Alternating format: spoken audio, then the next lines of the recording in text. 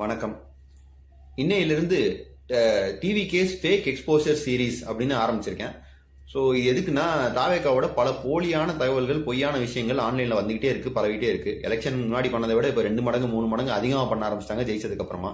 So அதை மக்களுக்கு என்னன்றதை உண்மையை எடுத்து சொல்லணும் இல்லையா? அது மட்டும் இல்லாமல் துரதிருஷ்டவசமா பல அமைச்சர்களே டிவி முன்னாடி மீடியா முன்னாடி உட்காந்து ஃபேக்கான போலியான தகவல்களை சொல்ல ஆரம்பிச்சிட்டாங்க. ஸோ அதனால மக்களுக்கு கன்ஃபியூஸ் ஆகுன்றனால இதை நம்ம எடுத்து சொல்லி ஆகணும்.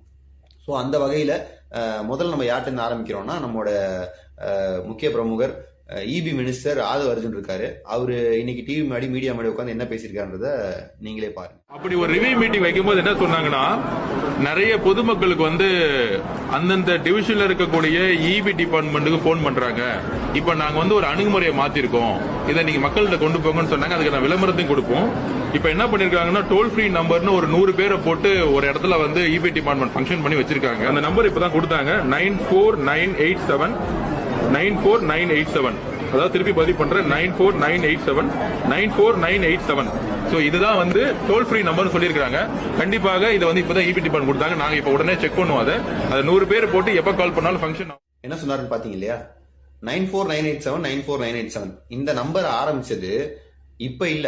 இது 21 ஜூன் 2021 முன்னாள் முதலமைச்சர் திரு எம் கே ஸ்டாலின் அவர்களால் ஆரம்பிக்கப்பட்டது. இதுக்கு மின்னகம் அப்படின்னு பேர் வச்சாங்க. இந்த நம்பருக்கு கால் பண்ணீங்கன்னா எல்லா விதமான இபி ரிலேட்டட் பிரச்சனைகளுக்கும் அவங்க நமக்கு சர்வீஸ் பண்ணி கொடுப்பாங்க.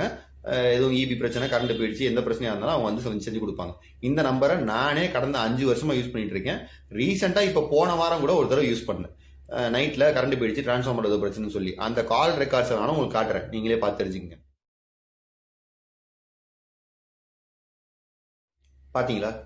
இப்படி எப்பயோ ஆரம்பிக்கப்பட்ட ஒரு திட்டத்தை என்னமோ இப்பதான் நேத்து ஆரம்பிச்ச மாதிரி இவர் உட்காந்து டிவி மீடியா முன்னே பேசுறாரு.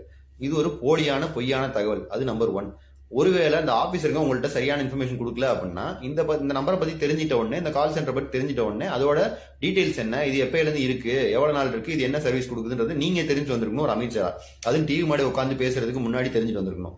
இது எதையுமே செய்யாம உட்காந்து 5 வருஷத்துக்கு முன்னாடி முந்தைய ஆட்சியில இன்ட்ரோடியூஸ் பண்ண ஒரு பிளான என்னமோ நீங்க தான் முதலியா செஞ்ச மாதிரியும் இப்பதான் ஃபர்ஸ்ட் டைம் அது வர மாதிரியும் பேசுறீங்க. இது எவ்வளவு பொய்யான போலியான ஒரு தகவல்.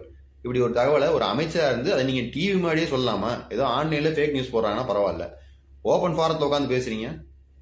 இனிமேலாவது அதை திருத்திக்கிங்க, மாத்திங்க. ஸோ இனிமே உங்களை பத்தின fake exposure videos and episodes தொடரும். நன்றி.